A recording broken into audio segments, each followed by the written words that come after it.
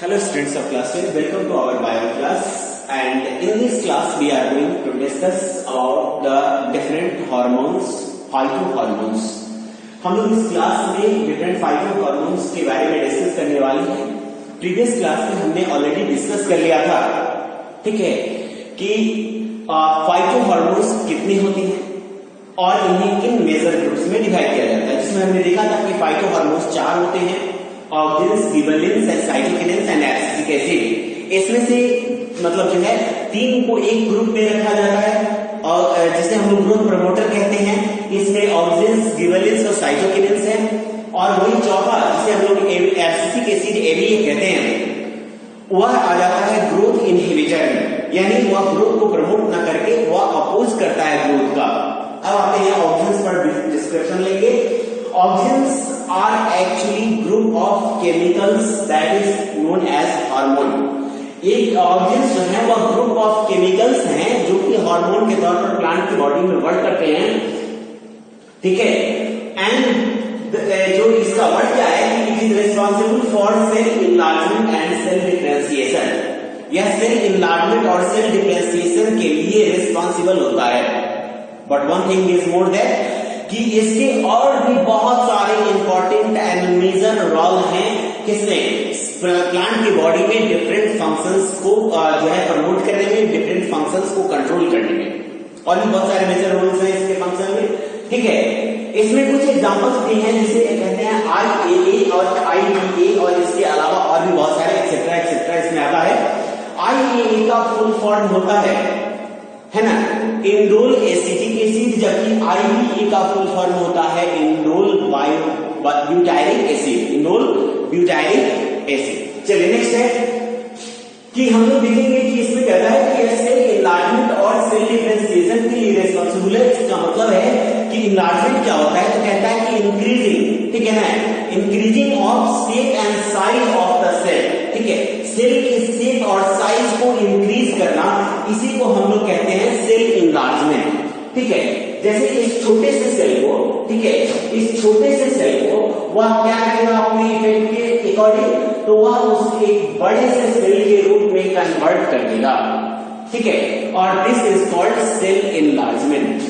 Cell differentiation का अर्थ होता है कि एक सेल से दूसरे सेल को डिफरेंट कर देना in their structure, in their place, in their function, यानी according to the need, according to the function, एक सेल से दूसरे सेल में डिफरेंशिएशन करना, डिफरेंशिएट करना, इसी को हम लोग कहते हैं सेल डिफरेंशिएशन।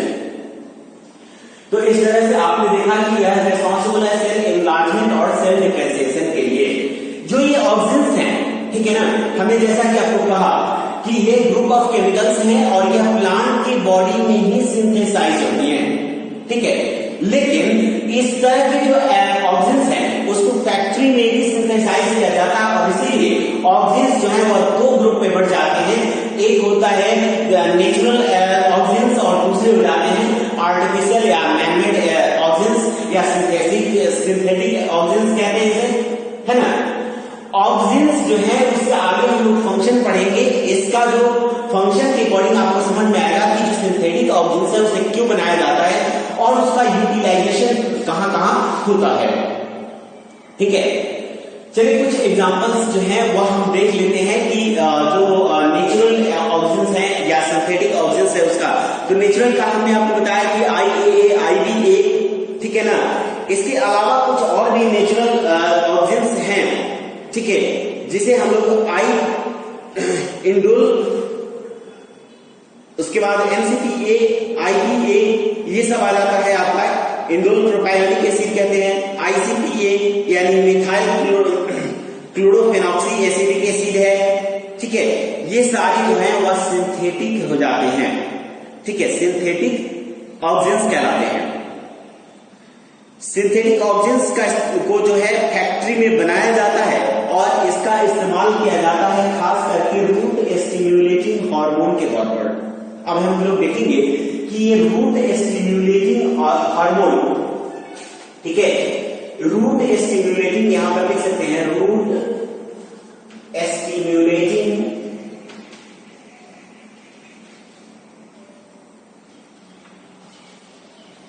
ठीक है, स्टिम्युलेटिंग हार्मोन यानी देखिए हम लोग जब स्टेम कटिंग का मतलब होता है कि हम प्लांट का एक छोटा सा सेक्शन काट लेते हैं और उस सेक्शन से जब हम नए प्लांट को डेवलप करते हैं तो उस छोटे से सेक्शन में, ठीक है ना, यह छोटा सा सेक्शन होता है, ठीक है, यहाँ पे आप देख सकते हैं कि ये छोटा सा स्टेम सेक्शन है।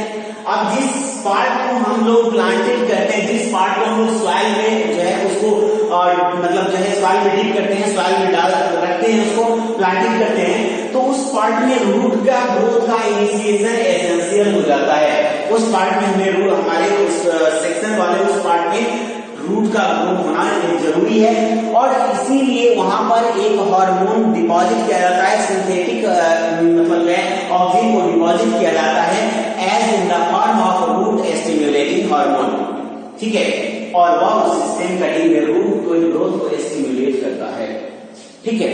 तो इसलिए इसका ऑक्सीजन का इस्तेमाल किया जाता है। अब थोड़ा सा फंक्शन पे आ जाते हैं कि फंक्शन क्या क्या परफॉर्म करता है। तो कहता है कि promote the cell enlargement and cell differentiation, यानी यह सेल इनलार्जमेंट और सेल डिफरेंशिएशन प्रोसेस को इनिशिएट करता है, जो आप देख रहे हैं cell enlargement and cell differentiation जो हम डिस्कस कर चुके हैं। सेकेंड है कि it causes the formation of roots, यानी वह रूट के फॉर्मेशन को इनिशिएट करता है, उसको स्टार्ट करता है रूट के फॉर्मेशन को, किसमें, तो उसी स्टेम कटिंग में, इसी स्टेम के अंदर रूट के या फिर कैलस के अंदर। तो फिर देखेंगे कैलस क्या है। ये कैलस कोड जो है आपको टिश्यू कल्चर में पढ़ने को मिलेगा जब आप नेक्स्ट चैप्टर पढ़ोगे, ठीक है ना, रिप्रोडक्शन प्रोसेस। उस रिप्रोडक्शन प्रोसेस में आपको पढ़ने को मिलेगा क्या, कैलस। टिश्यू कल्चर में जब हम टिश्यू को ग्रो अप करते हैं और वह एक क्लस्टर ऑफ टिश्यू बन जाता है तो उसी को हम लोग कहते हैं कैलस। उसी कैलस में रूट के ग्रोथ को इनिशिएट करने के लिए, रूट के ग्रोथ को बढ़ाने, मतलब ग्रोथ को इनिशिएट करने के लिए, स्टार्ट करने के लिए हम लोग ऑक्सीजन में रख देते हैं और उससे हम नाम देते हैं रूट स्टिमुलेटिंग हार्मोन, जो हमने आपको लिखा, ठीक है। तो इसका इस्तेमाल रूट स्टिमुलेटिंग हार्मोन के तौर पर भी किया जाता है।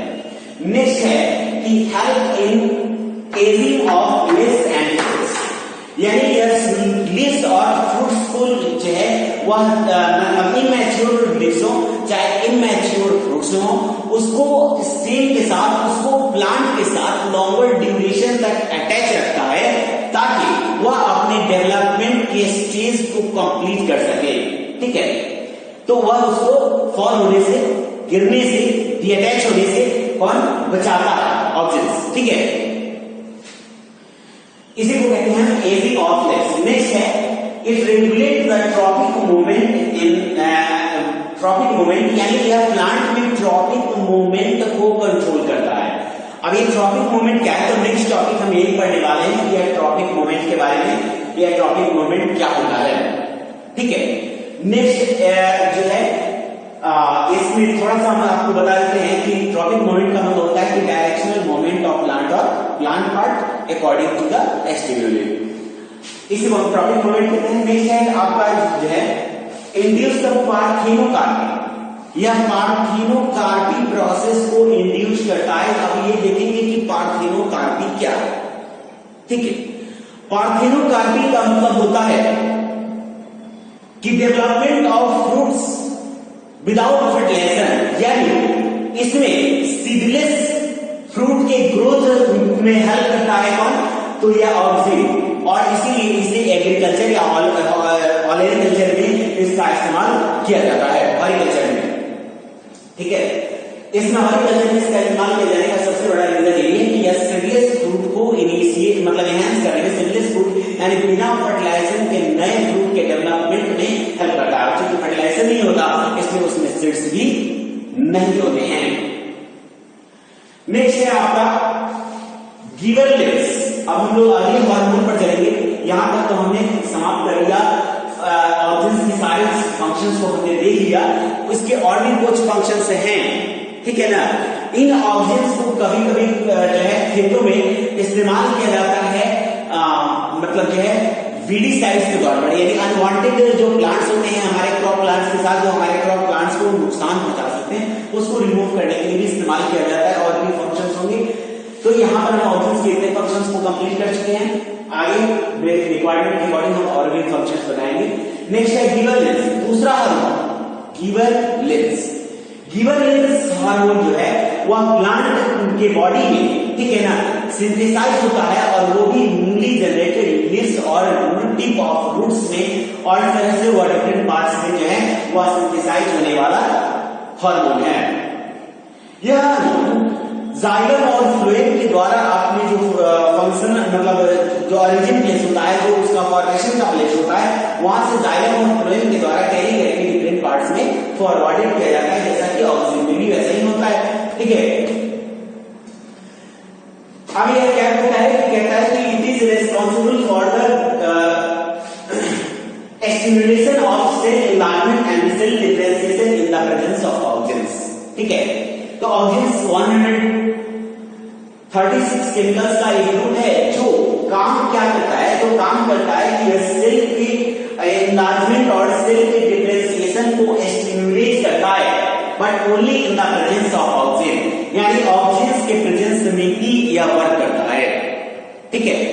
किसके प्रेजेंस में वर्क करेगा, तो ऑक्सीजन के प्रेजेंस में वर्क करता है और करेगा क्या, तो यह cell enlargement and cell differentiation process को परफॉर्म करने में, यानी उसको स्टिमुलेट करने में हेल्प करता है, ठीक है। अब हम लोग आगे आते हैं कि यह जो गिबरेलिंस है, ठीक है, यह गिबरेलिंस मोस्ट कॉमनली जो गिबरेलिन प्लांट में होता है उसे हम लोग कहते हैं GA3, ठीक है, GA3, यानी इसे हम लोग अगर इसका फुल फॉर्म देखें तो इसे कहते हैं गिबरेलिक एसिड, ठीक है। क्या कहते हैं इसे, गिबरेलिक एसिड। चलिए हम लोग देख लेते हैं कि ये गिबरेलिक एसिड क्या है और ये गिबरेलिक एसिड को हम लोग लिखते कैसे हैं। तो ये एक्चुअली जो गिबरेलिक एसिड है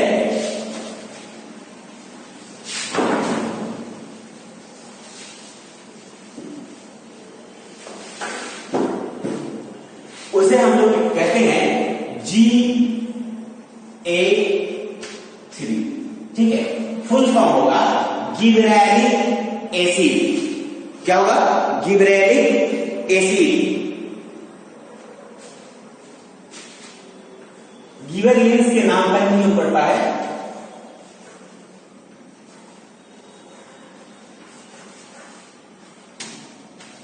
गिबरेलिक एसिड। ये है आपका गिबरेलिक एसिड। अब ये गिबरेलिक एसिड का फंक्शन क्या होता है, तो गिबरेलिक एसिड का फंक्शन जो आपने पढ़ा कि cell enlargement and cell differentiation, ठीक है, cell enlargement and cell differentiation. अब इसमें आगे हम लोग पढ़ेंगे इसका फंक्शन क्या होता है।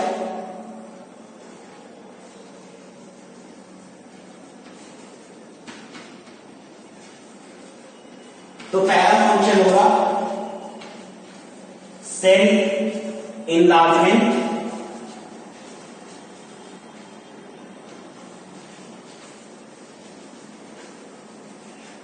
And cell differentiation, cell differentiation,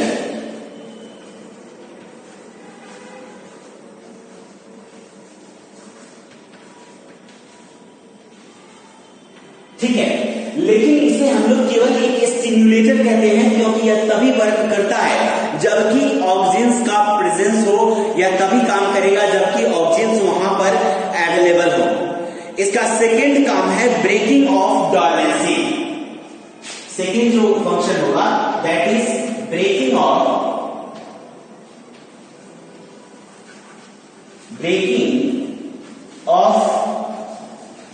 dormancy.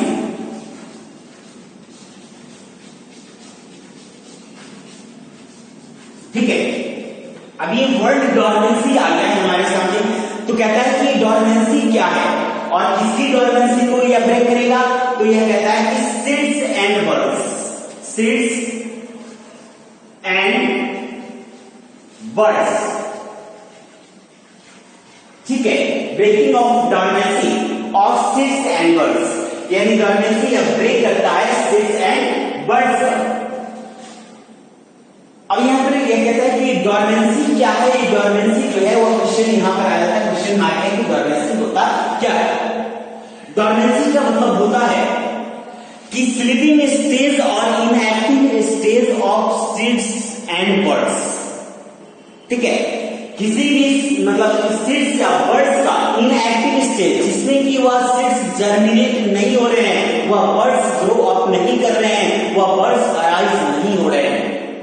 ठीक है, तो ये कहता है कि inactive condition of seeds and birds even में, ठीक है, इवन में इन the presence of favourable conditions, यानी सारे फेवरेबल कंडीशंस प्रेजेंट हैं और फिर भी सीड्स या बर्ड्स जर्मिनेट नहीं हो रहे हैं, सीड्स या बर्ड्स जो हैं वह जर्मिनेट होकर नए प्लांट या नए प्लांट पार्ट का फॉर्मेशन नहीं कर पा रहे हैं, तो इस कंडीशन को हम लोग कहते हैं डोरमेंसी। ठीक है, यानी फेवरेबल कंडीशंस, जैसे मान लीजिए कि सीड्स जो कौन से फेवरेबल कंडीशंस चाहिए जर्मिनेट होने के लिए, तो उसे 3 कंडीशंस चाहिए। पहला प्रेजेंस ऑफ वाटर, दूसरा प्रेजेंस ऑफ एयर, तीसरा प्रेजेंस ऑफ टेम्परेचर या प्रेजेंस ऑफ टेम्परेचर। अगर ये तीनों कंडीशन सीड्स को मिल जाए और फिर भी सीड्स जर्मिनेट न हो, तो इस कंडीशन ऑफ को हम लोग कहते हैं डोरमेंसी। क्या कहेंगे इसे? हम लोग डोरमेंसी कहते हैं। तो यह क्या कहता है कि यह उस डोरमेंसी को ब्रेक कर देता है और वह सीड्स को जर्मिनेट होने में हेल्प कर देता है। ठीक है, एंड ये आपको समझ में आ गया कि ये डोरमेंसी क्या है। ठीक है, इसका अपोजिट आ जाता है क्वाइसेंस। ठीक है, क्वाइसेंस,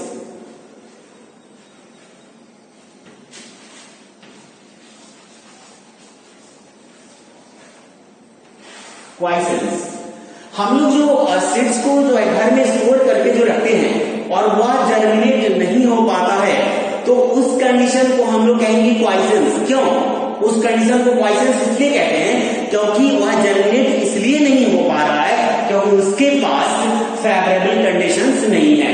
तो ये ध्यान रखना है कि 2 कंडीशन आ जाती है कि एक में फेवरेबल कंडीशन मिलने के बावजूद जर्मिनेट नहीं हुआ तो उसको हम लोग कहते हैं डोरमेंसी, और एक में जर्मिनेट इसलिए नहीं हो रहा है क्योंकि इसे फेवरेबल कंडीशंस अवेलेबल नहीं हो पा रहे हैं, और इस कंडीशन को, इस सिस्टम को हम लोग कहते हैं क्वाइसेंस।